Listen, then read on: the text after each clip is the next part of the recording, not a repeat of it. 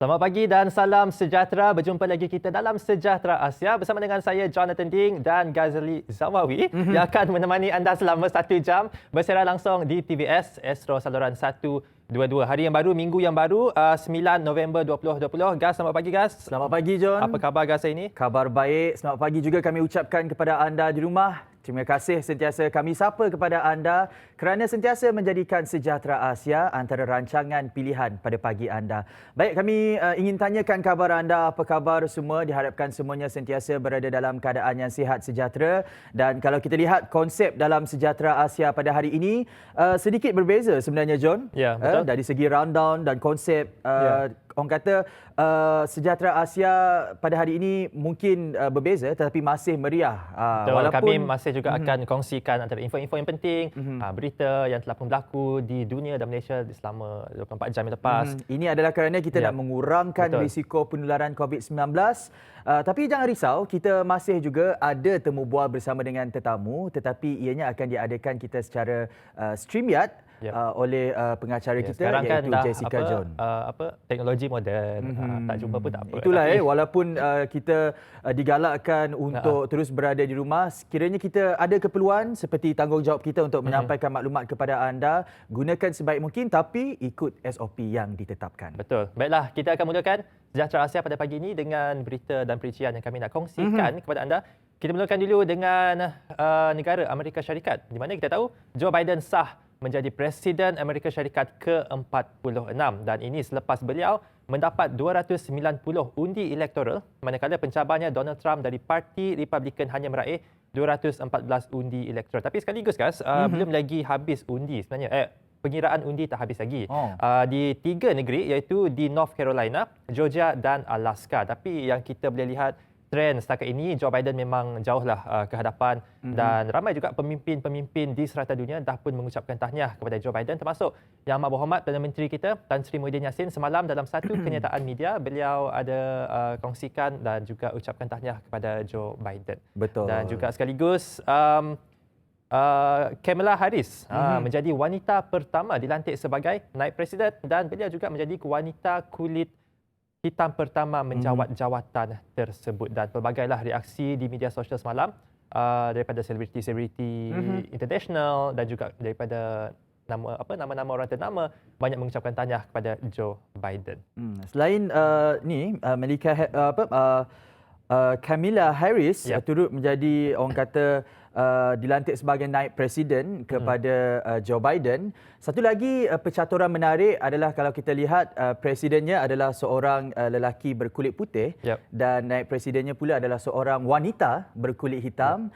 Jadi ini sekaligus menunjukkan bahawa mereka saling berganding bahu biarpun berbeza kaum dan komuniti jika dibandingkan dengan tapuk pimpinan sebelum ini. Dan kalau kita imbau kembali semasa Donald Trump memegang tapuk pimpinan Amerika Syarikat, orang kata juga Donald Trump pernah didakwa sebagai pencetus kepada isu perkauman dalam warga Amerika Syarikat.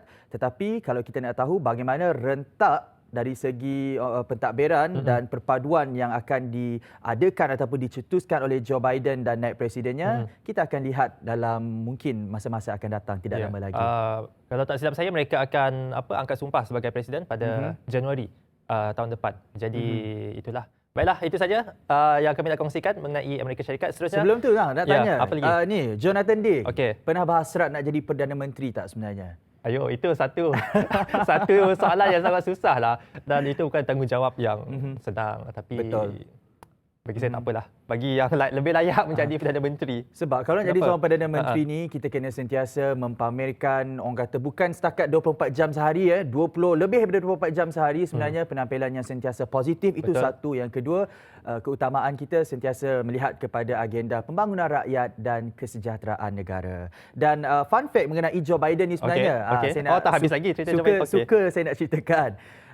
Joe Biden ni sebenarnya untuk pengetahuan semua seorang yang tidak mengambil minuman arak, John, Oh, ya minuman ke? beralkohol. Oh, okey. Jadi itu merupakan satu sisi berbeza mengenai Joe Biden ni, dan sebenarnya Joe Biden ni sebelum ini mempunyai seorang isteri dan anak perempuan. Okey. Namun anak perempuan dan isterinya sebenarnya telah meninggal dunia dalam satu kemalangan jalan raya. Jadi insiden tersebut pernah hampir membuatkan Joe Biden untuk bersara daripada politik, tetapi kita lihat sekarang ini tuah beliau menjadi seorang Perdana Menteri untuk Amerika Syarikat. Perincian seterusnya, John. Baiklah. Banyak panjang cerita kita pasal US hari ini. Aha. Baiklah, perincian iaitu perkembangan COVID-19 di Malaysia. Semalam kes sembuh 825 kes, jumlah kes sembuh setakat ini 28,234 kes dan kes positif baru semalam direkodkan 852, di mana kes tempatan 839 dan kes import 13 kes, dan di Malaysia jumlah positif kumulatif hari setakat ini adalah seramai 40,209 kes. 4 kematian telah pun direkodkan semalam, dan kes yang dirawat di unit rawatan rapi 94 kes, yang memerlukan bantuan alat pernafasan 32 kes. Dan itu untuk perkembangan Malaysia. Untuk Sarawak pula, mungkin Gas boleh kongsikan? Perincian COVID-19 di Sarawak setakat semalam 8 November 2020, 2 kes positif COVID-19 dikesan di Sarawak. Kes baharu ini masing-masing dikesan, satu di daerah Kuching dan satu lagi di Miri. Ini menjadikan jumlah keseluruhan kes positif COVID-19 di Sarawak meningkat kepada 987 kes setakat ini. Kluster Putra di daerah Bintulu, syukur sudah diisytiharkan tamat. Namun antara kluster lain yang masih aktif di Sarawak antaranya kluster Baki, Green Hill, Wisma Saberkas, Bah Arnab dan kluster Seladah. Dan kalau kita lihat, hari ini adalah hari pertama bagi warga Sarawak khususnya untuk menjalani PKPB, dan ini dilihat selepas rentetan kes di Kuching saja. Di Kuching. Ini adalah hari pertama untuk warga Kuching menjalani Perintah Kawalan Pergerakan Bersyarat PKPB, dan ini adalah rentetan kes positif COVID-19 di daerah Kuching yang kian meningkat setiap hari. Sebab itulah JPBNS memutuskan tindakan ini, dan ianya akan tamat, PKPB ini akan tamat sehinggalah pada 22 November. Jadi 2 minggu bermula hari ini, 14 hari. 2 minggu bermula hari ini. Dan juga semua negeri, bukan semua negeri, hampir semua negeri dekat semenanjung Malaysia pun turut guna je PKPB, kecuali Kelantan, Pahang dan juga Perak. Ya, jadi itulah sebab ini untuk kita berusaha putuskan rantaian COVID-19, tetapi ialah untuk essential service dan sebagainya, sekiranya punya tanggungjawab untuk salurkan maklumat ataupun berkhidmat dan sebagainya, kena patuhi SOP yang telah ditetapkan. Lebih lanjut mengenai perincian ataupun do's and don'ts masa PKPB ini, jangan risau, dari masa ke masa dalam Sejahtera Asia pada hari ini akan kami kemaskini untuk anda. Kerana lebih menarik ataupun bukan lebih menarik sebenarnya, insiden yang perlu untuk kita ambil perhatian juga adalah insiden helikopter terhempas yang berlaku semalam. Sebuah helikopter telah terhempas di kawasan padang berhampiran sebuah sekolah dekat Taman Melawati, Shah Alam. Pesawat berkenaan dilaporkan bergesel atau bertembung dengan sebuah lagi helikopter lain sebelum terhempas, dan setakat petang semalam, 2 daripada 4 individu dalam insiden tersebut disahkan meninggal dunia. Salam takziah kami ucapkan kepada keluarga mangsa. Ya, betul. Dan itulah mangsa yang maut telah pun dilaporkan oleh Ketua Polis Daerah Ampak, iaitu saudara Muhammad Irfan, Muhammad Rawi dan juga Muhammad Sabri. Jadi kami dari Sejahtera Asia mengucapkan takziah kepada ahli keluarga mangsa. Baiklah, Gas, seperti yang kita tahu, pada hari Jumaat yang lepas, kecoh mengenai Belanjawan 2021. Dan hari ini Dewan Rakyat akan diwakili oleh Ketua Pembangkang akan membahas dan juga mereka akan membincangkanlah lebih mengenai Belanjawan 2021 pada hari ini. Jadi itu antara tumpuan rakyat Malaysia untuk sesi Dewan Rakyat pada petang ini yang dijadualkan pada pukul 11 pagi nanti. Jadi kita akan mengupas lebih dan bercakap lebih mengenai Belanjawan 2021 selepas ini. Dan menariknya, persidangan DUN kali ini hanya diadakan 5 hari sahaja, hari ini sehingga hari Jumaat. Perincian lebih lanjut, kita kembali selepas ini.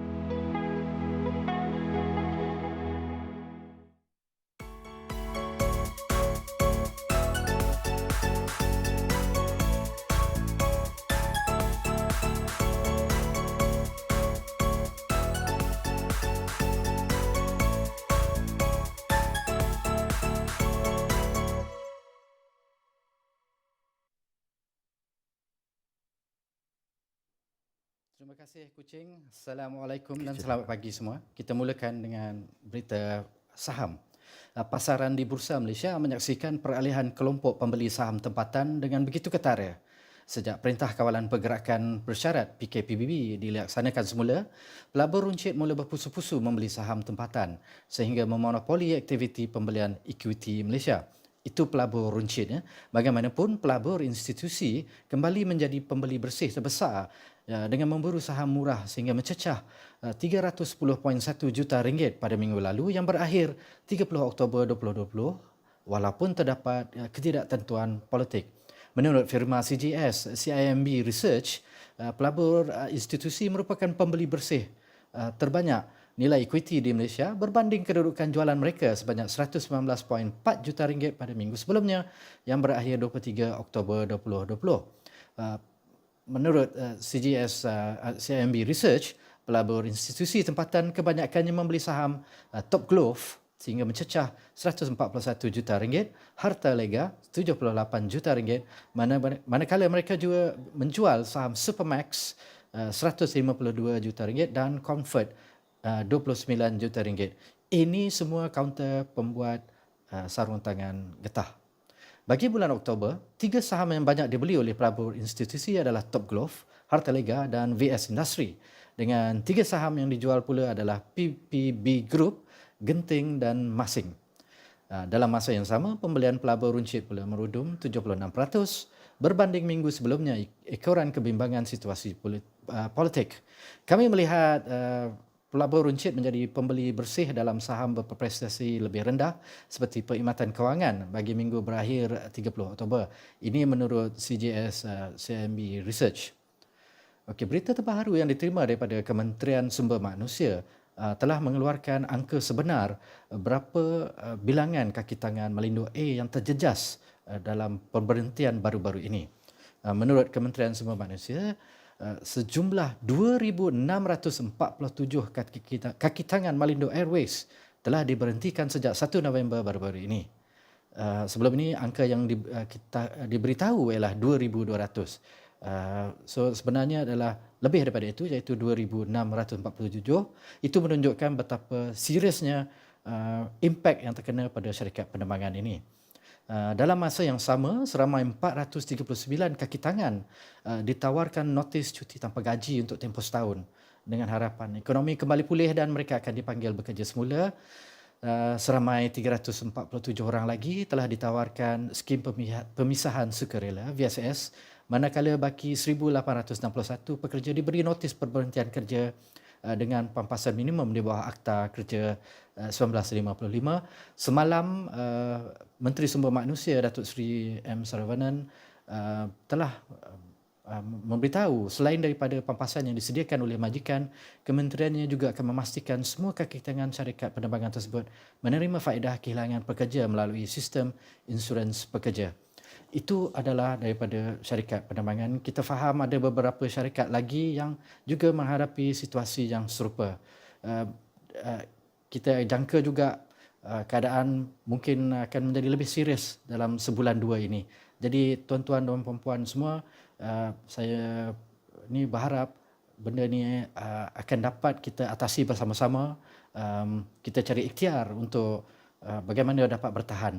Dan seperti biasa saya katakan, kita harap sehingga Jumaat ini pembentangan bajet 2021, kita harap kerajaan akan melakukan sesuatu untuk menangani situasi ekonomi yang teruk ini berikutan pandemik COVID-19. Terima kasih. Terima kasih Johadi Ibrahim atas perkembangan ekonomi dalam sesi bisnes itu tadi. Baik, kita nak berbicara juga sedikit mengenai berita luar negara yang mana daripada kemenangan Presiden Amerika Syarikat ini iaitu Joe Biden, ianya akan kemungkinan memberi impak yang positif kepada negara-negara lain apabila ada pakar menjangkakan ianya akan memberi harapan dan sinar baharu kepada negara Palestin. Selain diramal dapat menyebabkan pengunduran Perdana Menteri Israel Benjamin Netanyahu, kemenangan Biden ini juga dijangka akan mewujudkan jalinan hubungan baharu antara Washington dan Palestin. Itu berita luar negara lah. Tetapi seperti yang Johadi katakan tadi, diharapkan agar pasca belanjawan 2021 ini memberi sinar pula kepada orang kata rakyat agar mereka sentiasa dapat survive dalam kehidupan mereka tak kala kita dilanda pandemik COVID-19 ini. Jadi perincian mengenai belanjawan 2021, John. Baiklah, saya akan kongsikan antara highlights yang kami nak kongsikan kepada anda mengenai belanjawan 2021. Kita sedia maklum Menteri Kewangan Tengku Datuk Seri Zafrul telah pun mengemukakan ataupun membentangkan belanjawan 2021 pada hari Jumaat yang lepas dan antara tumpuannya ialah sebanyak 1 bilion ringgit yang akan disalurkan ataupun yang akan digunakan untuk membendung penularan wabak COVID-19 ataupun gelombang ketiga COVID-19 di Malaysia. Jadi antara peruntukannya 475 juta ringgit bagi pembelian bekalan reagen, kit saringan dan bahan guna habis khususnya untuk kegunaan Kementerian Kesihatan Malaysia.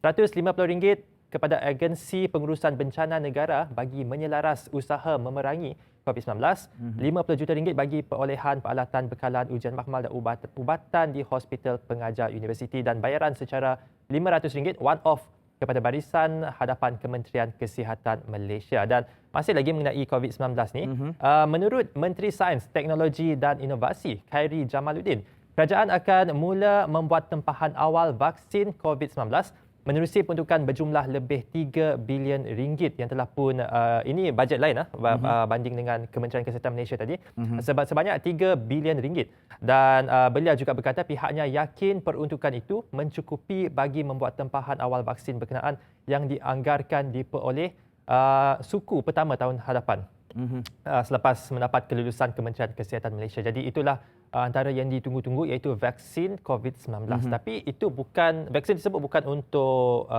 cure.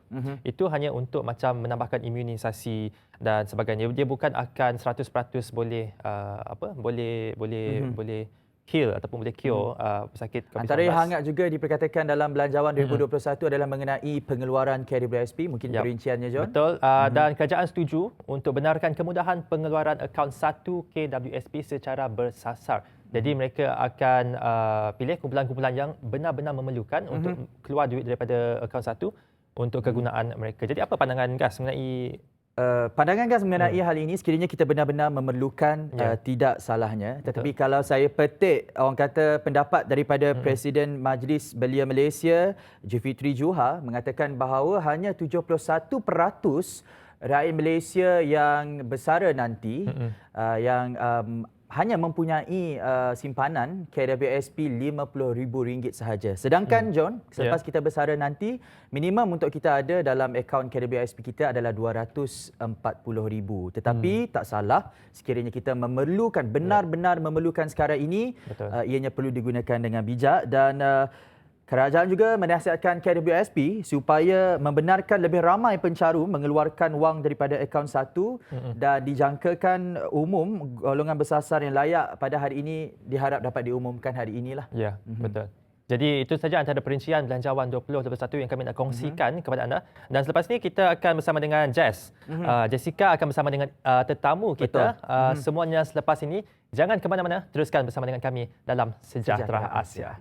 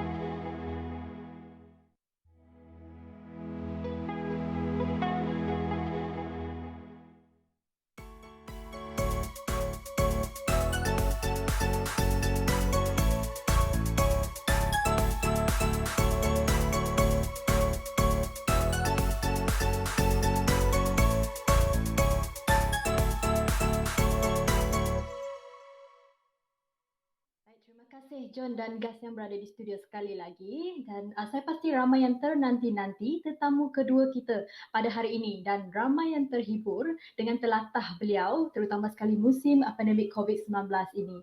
Jadi kita perkenalkan Iqbal Ismail sebentar ya. Okey, baik. Jadi apa khabar Iqbal Ismail? Sihat? Khabar baik, sihat, Alhamdulillah. Sihat, Alhamdulillah. Okey, baik. Jadi tadi sebagai wakil daripada Sejahtera Asia, kita nak ucapkan tahniah atas perkahwinan Iqbal. Betul ke Iqbal ni kahwin pada hari ni?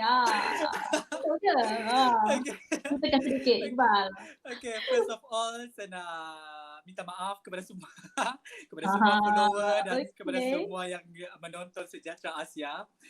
Sebenarnya saya cumalah sebagai MC dalam majlis tersebut. MC sahaja. Okey. Ya, sebab heboh ya, kecoh dikatakan dekat Facebook tadi. Iqbal ada post gambar perkahwinan. Jadi orang sangka Iqbal yang kahwin. Gitu. Tapi Iqbal sebenarnya MC. Apa? Minta maaf. MC sahaja ya untuk wedding tersebut. Ya, saya cuma MC saja untuk itu perkahwinan sahabat saya sendiri dan yang dengan saya bergambar itu adalah adik dia sendirilah. Adik sahabat Cik Iqbal ya, betul. Betul. Okey, baik. Jadi Iqbal kita teruskan. Iqbal ni dikenali kerana gelagat Iqbal yang lucu dan suka melata. Boleh tak Iqbal ceritakan bila Iqbal mula viral dan ceritakan apa yang terjadi masa tu Iqbal? Okey, mula-mula sekali saya nak ucapkan terima kasih kepada Sejahtera Asia atas jemputan ni, dan saya nak sharing hari ni lah pasal saya pernah viral dekat media sosial seperti Facebook dan Instagram. Okey, benda ni terjadi bila musim PKP yang lepas. Ketika masa tu PKP tu masa tu kita tak ada buat apa-apa kan, tak ada, semua benda kerja kita memang tak ada buat lah. So saya memang agak bosan lah di rumah, sebab seperti yang rakyat lain juga, saya merasakan ada mesti melakukan sesuatu benda yang saya nak buat. Tapi pada satu masa tu saya memang tak jangka lah. Masa tu saya kiranya actually saya cuma nak live je dekat FB. Live, Tiba-tiba okay, pada masa yang sama kawan-kawan kacau masa live tu, bagi komen yang pelik-pelik. Jadi sorry. Tak apa, teruskan. Ini dia Iqbal yang melata, betul. Tiba-tiba saya rasa macam benda tu mengacau minda dan mengacau saya punya pemikiran. Kiranya macam latah ni dia tak boleh dibuat, sebab benda tu dia semula terjadi sebab bila ada satu benda tu yang saya tak boleh merasakan benda tu pelik, dia akan jadi satu latah lah. Hanya orang lain saja rasanya yang tahu pasal latah ni. Betul, hanya orang Sarawak lah mostly-nya kan. Mostly orang Sarawak. Okey, baik. Selepas dah viral ni Iqbal dan orang pun makin kenal, ada tak Iqbal mendapat tajaan ataupun disuruh mempromosikan produk-produk perniagaan orang lain? Okey, mula-mula saya memang tak menjangkakan lah benda ni akan menjadi lebih jauh, sebab pada mulanya saya memang nak live saja di Facebook untuk menghiburkan orang. Macam saya buka satu topik dan saya cuba untuk pecahkan dia punya topik tu. Tapi topik tu menjadi satu hiburan apabila dia mengacau saya sendiri. Dan lepas daripada benda tu dia menjadi viral, and then banyak yang melihat saya dalam laman tersebut, and then banyak yang macam yang melamar saya untuk mempromosikan produk diorang, and then menjadi duta ataupun menjadi dia punya untuk review semua. Tapi saya cuma mengambil setengah saja daripada yang saya merasakan saya berani untuk lakukan, sebab saya memang tidak ada bukan setakat minat, tapi memang tak ada kebolehan dalam untuk mereviewkan semua yang konten yang saya buat tu saya cuma bercakap je dalam tu. And then menjadi hiburan bila jadi satu latah. So macam itulah memang saya memang tak, kalau ada yang yang memberikan untuk tajaan menjadi sebagai apa saja sebagai Iqbal tak kita apa? Saya dah bagi tahu kalau ada orang yang macam nak saya review produk dia orang ke ataupun nak promosikan produk dia orang ke, saya memang perlukan satu skrip supaya saya senang untuk mereview. Sebab kalau bagi saya sendiri macam ni, saya memang tak boleh, sebab saya perlukan satu benda yang memang dah di-organize betul-betul lah. Di-organize betul-betul. Maksudnya memang perlu sediakan dahululah apa-apa. Betul. Betul. Okey, jadi Iqbal ni memang seorang yang organize sebenarnya, betul tak? Jadi kena prepare awal dahulu, betul? Yes, betul. Okey. Dan juga dalam banyak-banyak komen yang video Iqbal yang viral hari itu, pasti ada komen yang kurang menyenangkan atau negatif. Jadi apa perasaan Iqbal dan bagaimana Iqbal berdepan dengan kecaman tersebut, Iqbal? Okey, sebagai orang yang viral ataupun orang yang menjadi percakapan dalam laman sosial, of course kita akan ada orang yang tak suka dan ada orang yang suka. Tapi benda yang orang tak suka tu saya tak pernah nak kecam balik ataupun ambil hati pun, memang tak pernah. Tapi pada pada pertama kali tu yang semasa saya viral mula tu, memang macam saya baru nak menerima lah benda-benda macam tu, kecaman.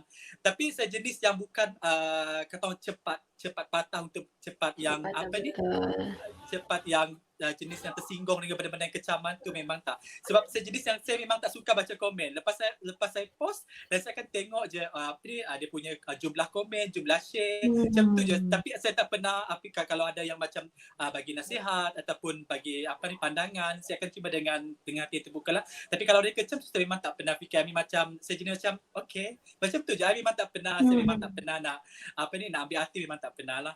Betul. Sebab orang kata kalau komen yang negatif ni, kalau kita tak ambil endah, maksudnya tak ada masalah lah untuk kita teruskan saja apa yang kita suka buat, aktiviti yang kita suka buat. Betul. Dan juga saya difahamkan Iqbal ni ada kerja sampingan, iaitu Iqbal merupakan seorang wedding decorator. Betul ke? Boleh teruskan lebih lanjut tak Iqbal? Okey, banyak yang dah mengetahui lah, memang pekerjaan saya sendiri adalah saya melakukan wedding decorator, sebagai decorator untuk majlis perkahwinan. Tapi dia tak fokus kepada wedding saja, dia apa-apa event untuk yang dekor saya memang akan buat lah. Saya dah buat lama dah, semenjak berhenti daripada UiTM, masa tu 2010. And then saya berhenti sebab saya dah berkecimpung dalam bidang ni lah, dalam bidang wedding, dalam bidang decorator. Maksudnya Iqbal lebih berminat ya dalam bidang decorator ni. Sebelum tu masa dekat UTM tu Iqbal ambil apa sebenarnya? Okey, memang asal memang saya minat daripada account lah. Memang saya ambil jurusan accountancy dekat UiTM. Dan lepas tu berhenti pada part 3 berhenti, lepas tu terus buat wedding decor ni. Kiranya masa tu cuba je. I mean, macam dah terlalu minat kan, so macam mak ayah pun dah ada bagi nasihat macam fikir betul-betul, tapi bila kita dah minat benda tu, kita akan buat betul-betul sampailah sekarang lah. Betul. Tadi kawan adik Iqbal tu, tadi Iqbal sendiri kan yang dekor dia punya wedding? Yes. Saya sendiri betul, cantik Iqbal. Berbakat tu Iqbal. Terima kasih. Dan juga antara cabaran menjalankan perniagaan wedding decor dalam norma baharu ni, sebab kita tahu yang sekarang ni memang kita tengah berdepan dengan pandemik COVID-19. Apakah cabaran-cabaran dia Iqbal? Okey. Cabaran memang banyak, and then kita pun event semua dah slow, and wedding pun memang tak boleh diteruskan. And then cabaran yang saya rasa menjadikan bisnes ataupun perniagaan saya sendiri menjadi slow dia punya perjalanan disebabkan oleh macam event banyak yang ditukar tarikh, lepas tu banyak customer yang minta dibatalkan. So dia menjadi satu cabaran sendirilah sebagai saya sebagai decorator untuk yang full time buat perniagaan ni. Betul. Tadi bercakap berkenaan dengan customer ada minta batalkan perkahwinan tu. Okey, baik. Kalau kebanyakan pelanggan mungkin ada memohon juga untuk dipulangkan deposit dan sebagainya.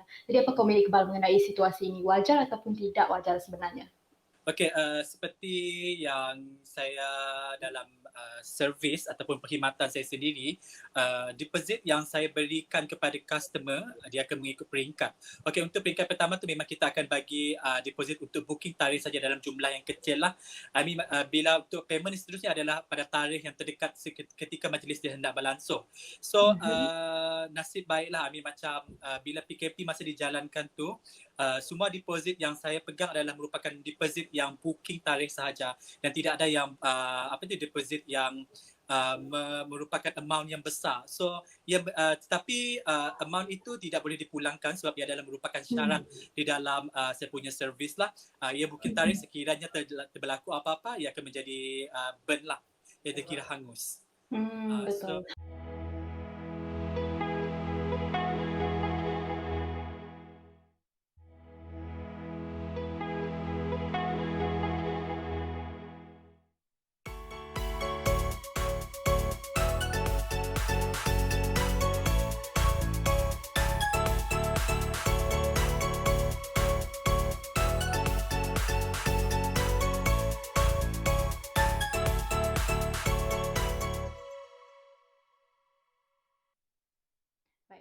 Okey, tadi Iqbal maklumkan memang berperingkat ya, dia punya deposit tu kita Iqbal akan pulangkan lah, tapi berperingkat, betul tak? Dia ada peringkat-peringkat sendiri. Kalau untuk sebagai wedding decorator Iqbal sendirilah, sebab yang lain memang kita tak tahu lagi lah macam mana cara dia untuk pulangkan deposit mereka. Okey, baik. Dan juga harapan Iqbal dalam industri perancangan perkahwinan dan majlis untuk masa-masa akan datang, baik masih lagi dalam tempoh PKP ataupun dalam norma COVID-19 ataupun selepas ini? Okey, sebagai decorator macam yang menjalankan perniagaan secara sepenuh masa dalam kerjaya ini, semasa norma baru ini kita memerlukan kreativiti yang baru untuk meneruskan kita punya kerjaya ni. Sebab sekarang ni kita punya event kita tak boleh dalam jumlah yang besar, ini kita pun jarak mesti dijaga.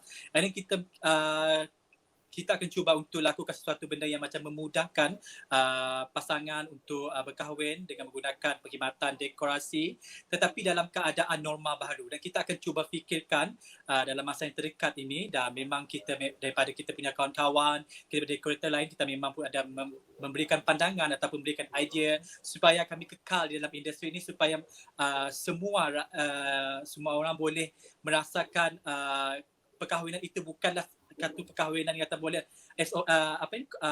virus ini boleh menghalang sesuatu perkahwinan itu untuk meneruskan majlis mereka dengan merasa lebih dengan seperti majlis biasa lah. So macam bila kita akan memikirkan sesuatu benda yang di mana dekorasi itu boleh teruskan dengan di satu tempat, dan kita akan berikan kepada customer, dan supaya mereka boleh merasakan perkahwinan itu bukanlah satu perkahwinan yang kata orang terlalu apa kata orang sekarang ni, dia terlalu penuh dengan SOP dan rimas dengan semua. Kita akan lakukan satu benda supaya mereka merasakan majlis itu sesuai bermakna. betul. Bermakna. Betul, makna juga. Betul. Dan juga Iqbal, sekarang ni Iqbal adalah seorang influencer, sebab ramai yang dah kenal Iqbal dan sebagainya kan. Jadi pendapat Iqbal sendiri, apakah kebaikan dan keburukan media sosial ni sebenarnya? Okey, media sosial ini memang bagus jika digunakan untuk platform untuk digunakan untuk konten yang kata orang boleh memberikan manfaat kepada orang lain. Okey, ini pandangan saya sendiri sebagai seorang yang macam dikenali di dalam sosial. Pada pendapat saya sendiri, laman sosial memudahkan kerja untuk orang mengenali kita, dan untuk kita mempromosikan perniagaan kita sendiri yang kita lakukan. Itu adalah kebaikan yang saya dapat daripada laman sosial lah. Tapi keburukannya adalah kita tidak dapat terlalu suka untuk ataupun terlalu gemar untuk mempostingkan sesuatu benda yang kita mudah apa kata orang? Apa itu? Kata orang, kita mudah kira macam benda-benda yang macam boleh orang mengecam kita lah, kira macam benda yang negatif. Benda negatif. Benda-benda macam Nah. kita tak boleh nak show sebab orang akan menilai kita daripada benda tu lah. Itu sajalah yang saya rasa, yang saya dapat rasakan benda tu sekarang. Tapi untuk tekanan dalam laman sosial ni memang so far tak adalah, sebab saya memang tak pernah hiraukan apa orang ni cakap, dan saya memang tak pernah, yang penting apa kita buat, kita tak pernah mengganggu hak orang lain. Itu yang paling penting. Betul. Janji kita pandai gunakan media platform social media ini, betul tak Iqbal? Betul. Dan juga Iqbal mungkin sekarang ni berkenaan dengan laman sosial. Jadi Iqbal boleh kongsikan sedikit, promote lah sedikit Iqbal punya social media ni, Instagram, Facebook dan sebagainya kalau ada. Okey, seperti yang dalam follower dalam page Iqbal Ismail, saya dah postingkan semalam.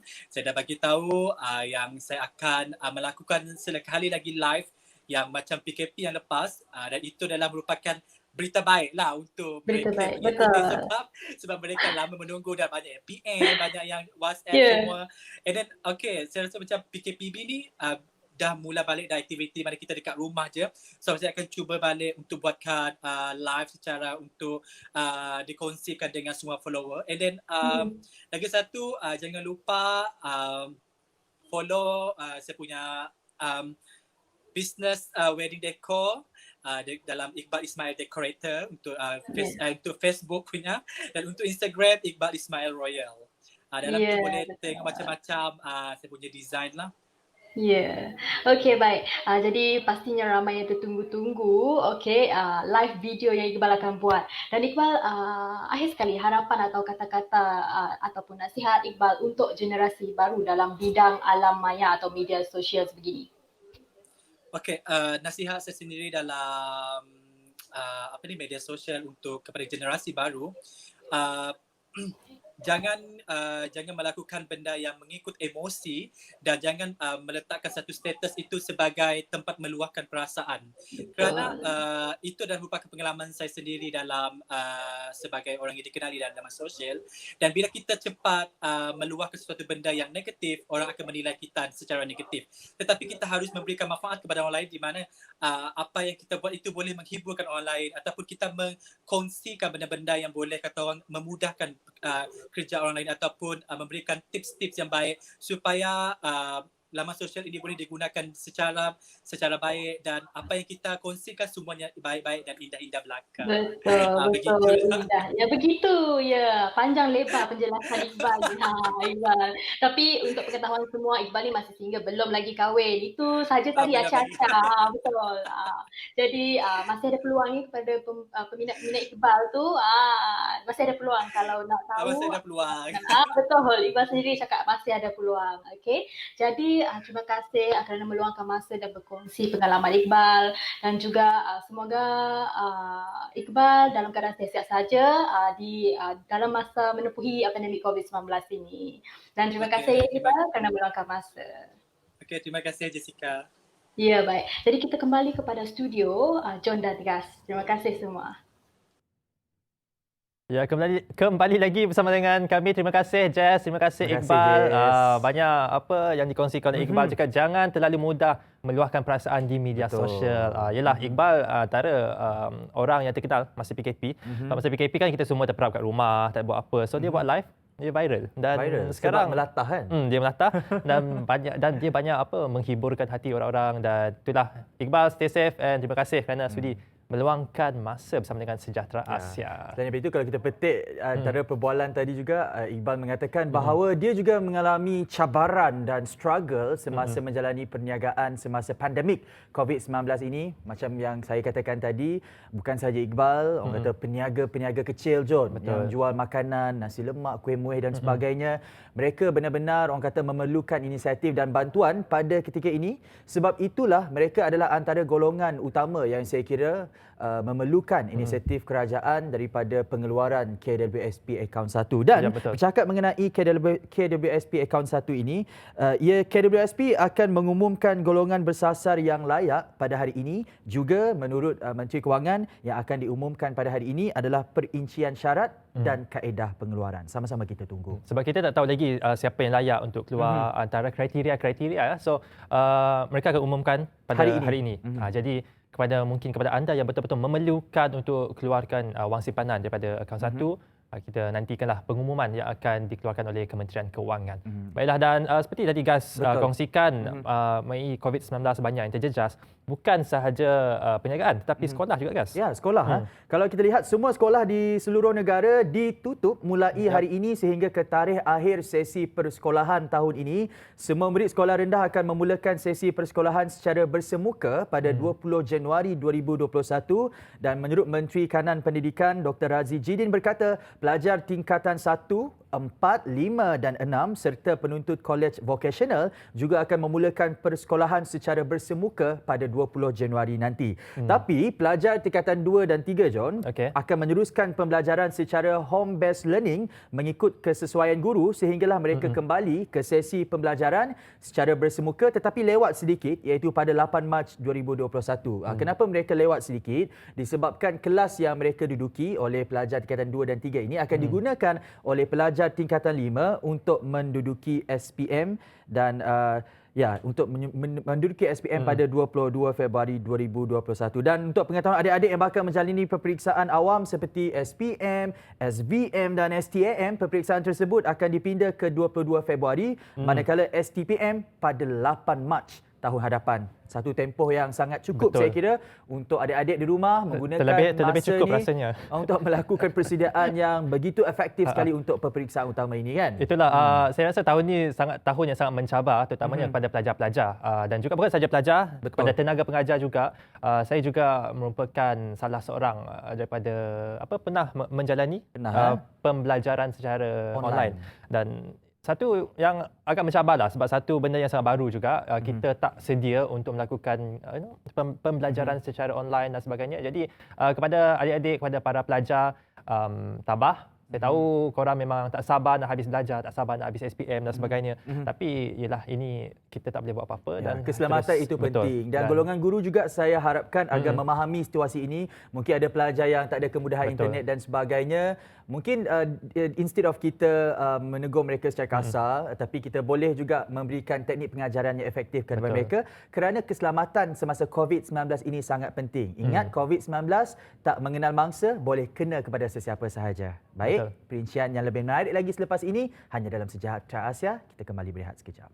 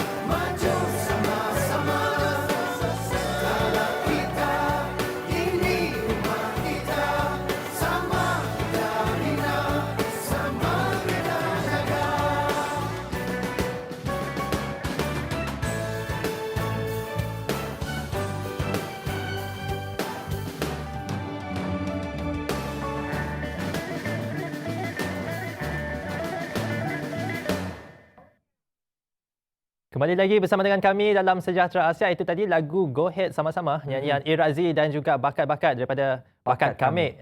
Dan dalam bahasa Malaysia, Go Ahead Sama-Sama ni maksudnya macam teruskan perjalanan. Walaupun apa-apa yang diharungi, apa-apa yang cabarannya yang kita hadapi, kita teruskan dengan keadaan kita sekarang ini berdepan dengan pandemik COVID-19. Inilah masanya untuk kita berkorban, berjuang bersama-sama putuskan rantaian COVID-19. Betul. Baik, kami juga nak wawarkan kepada anda di luar sana bahawa sebentar sahaja lagi kita akan mempunyai rancangan siaran langsung perkembangan lanjut mengenai bajet 2021 ataupun belanjawan negeri bersama dengan Dr. Nelson Ilan dan Dr. January Amir sebentar sahaja lagi pada pukul 9 pagi. Dan kalau kita berbicara mengenai belanjawan negeri yang akan dibentangkan pada persidangan DUN yang bermula pada hari ini, kata Ketua Menteri Datuk Patinggi Abang Zohari Tun Abah Haji Openg, antara aspek yang akan ditekankan tumpuannya adalah kepada pembangunan dan luar bandar, usaha untuk membanteras COVID-19 di Sarawak serta memacu ekonomi rakyat. Betul. Saya rasa memang antara belanjawan-belanjawan di negeri-negeri lain pun utama fokus adalah untuk membendung ataupun untuk membendung penularan wabak COVID-19 sebab itu merupakan keselamatan rakyat dan juga negara lah yang memang sangat-sangat penting. Dan guys, kita tahu dekat Kuching dan juga beberapa negeri di Malaysia, Sabah dan Semenanjung Malaysia sebagainya tengah mengalami PKPB.